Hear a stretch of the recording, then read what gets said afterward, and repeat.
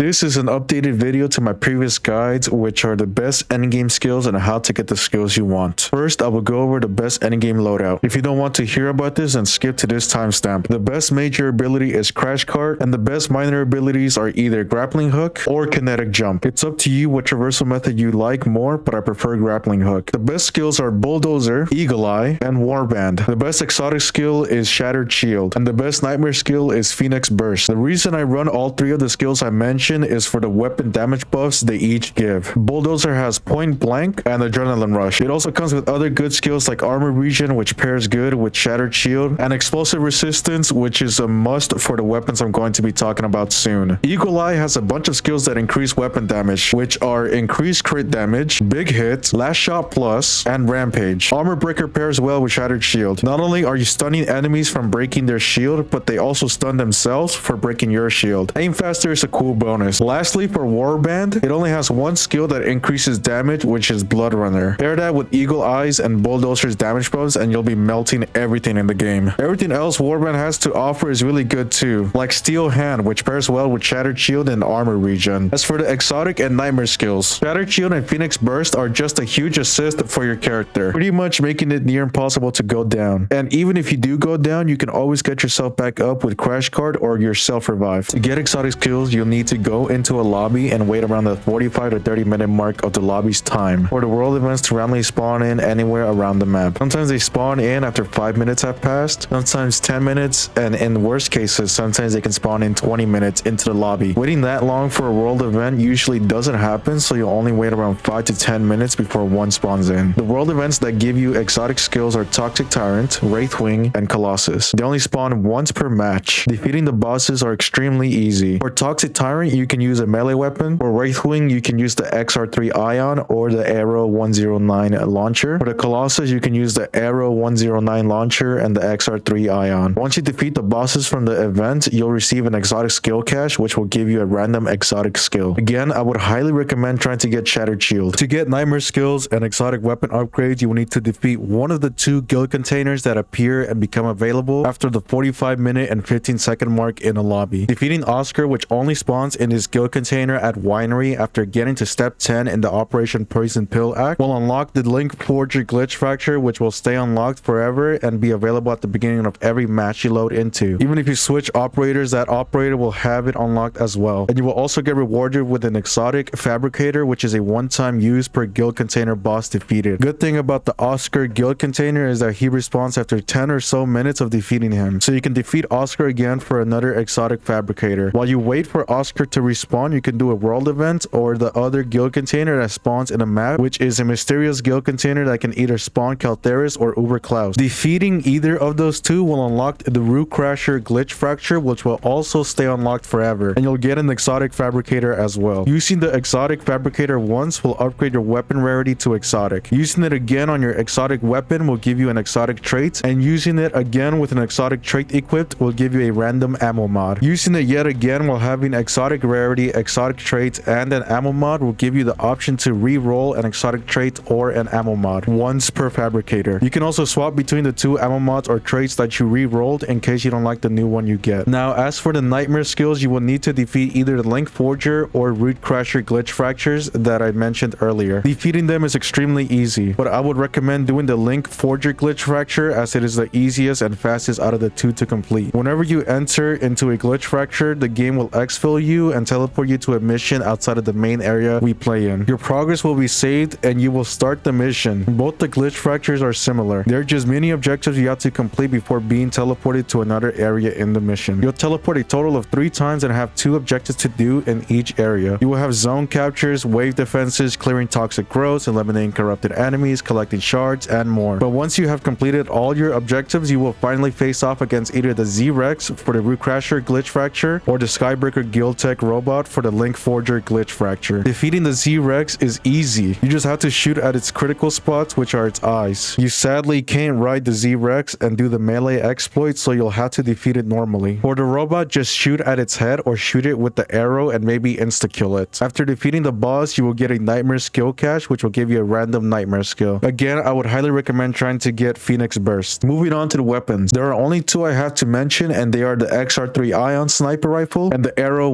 009 launcher. Here's my ion build. The only important attachments are the barrel, laser, and fire mod. Now as for the exotic traits and ammo mods, you want to roll either sharpshooter or explosive bullets as the trait. The ammo mod really doesn't matter, but the ones I would recommend are graviton rounds, mortar rounds, photon rounds, or shrapnel rounds. Now as for the Aarow launcher, the only thing you can aim for are the exotic traits. I would try and get either reload swap or zero waste. Again, the ammo mod doesn't really matter. Now that I'm done talking about the build, let me show you how to actually get the skills I mentioned or the skills you want to try out and use. Let me just get this cleared out the way. There is currently no way to choose a specific skill track you want in the game. There is no way to influence the game to give you a specific skill track. What I'm showing you is pure RNG, but this will make it easier to get the skill tracks you want without hard resetting unless you want to. I would recommend you turn squad pill off before you attempt to do this. And the reason why is because we want to control how much XP we get so we don't accidentally over level. If you look at this image, it shows you at what level you get to choose a skill track at. And in order to get to that level without over leveling and getting another skill track on accident is by having squad pill off. If you load into the game with a squad and your squad starts doing assignments, and when they complete them, everyone in the squad will gain XP. Same thing goes for activities, except you only get the XP if you're nearby when the activity gets completed. I'm going to do this on an operator I haven't used, but if you want to use an operator you have maxed out, then you can. Just go into your abilities and skills, select a skill track you don't want, and then press the keybind or button that resets that skill track. For me, which I'm on PC, it is the R key. You can alternatively reset all your skill tracks, but I wouldn't recommend you do that if you have good exotic or nightmare skills, as those will get reset as well. But now that you have removed the skill track you don't want or are starting a new operator, we can finally get into the game and get the skill tracks we want. Once you're in the game, you're going to want to look for an easy activity to complete or go find enemies to kill. Basically get to combat rating 1 for your first skill track. Once you level up and get the option to choose a skill track and it's not the one you want, then you'll have to exit the game. To exit the game without losing progress on an existing operator, you'll have to either Alt F4 if you're on PC to instantly close the application, or if you're on console, you want to switch to a different application or just close Call of Duty. Now if you got unlucky and you're back in the lobby, you want to load into a game and try again. But for my case, I got Warband, which is the one that I want, so I'm gonna pick Warband. But once you level up and get the skill track you want, then you'll want to choose it and then exfil right away. You can try to get to level 4 or even 5, but keep in mind clearing out an exfil and exfilling gives you XP, and you don't want to reach level 6 yet. We want to save our progress before choosing another skill track. Once you have successfully exfilled and you have the skill you want saved onto your operator, you'll then want to load into the game again for your next skill track. Once you're in the game, you'll want to make your way anywhere in Zone 4, but preferably in Loadout, because Loadout has the most XP cubes in Zone 4. And what these cubes do is level you up fast by giving you 600 XP per cube. Here's a map of some of the XP cubes in Zone 4. You can check the description for the original source of the map. But once you level up by collecting these cubes and get the option to choose a skill track, you'll then want to choose a skill track you want or reset if it's not the one you want. Remember to reset by using Alt F4 or by closing the Call of Duty app. But if you got the skill track you want, then we can go ahead and level up to level 13 or even 14 and then exfil. Remember that clearing an exfil and exfilling gives you XP, so make sure you don't over level. Now that we have the second skill track saved to our character, we are once again going to load into another game for the third and final skill track we want. Now that we are back in the game, you'll want to repeat what we did earlier, which was collect the XP cubes in Zone 4. Now here's the most annoying and frustrating part, which is getting the final skill track you want. Based on all my attempts and all the comments I've had on my videos, it is highly unlikely to get the final skill track you want. So if you reset more than 3 times, then you'll want to stop and choose a skill track you don't want and exfil to save it onto your character. You then want to max out that skill track and remove it from your character and then try again to get the final skill track you want. I don't know why getting the skill track you don't want then removing it helps, but it has definitely helped me out a lot. So if you're tired of not getting the skill track you want, then try that instead. But if you are extremely lucky and get the skill track you want, then congratulations, you have successfully gotten all 3 of the skill tracks you wanted. Make sure to exfil and save the skill track first, just in case any crashes happen and you end up losing the final skill track. So yeah, that's the best endgame build and how to get the skill tracks you want. That's pretty much it. Good luck.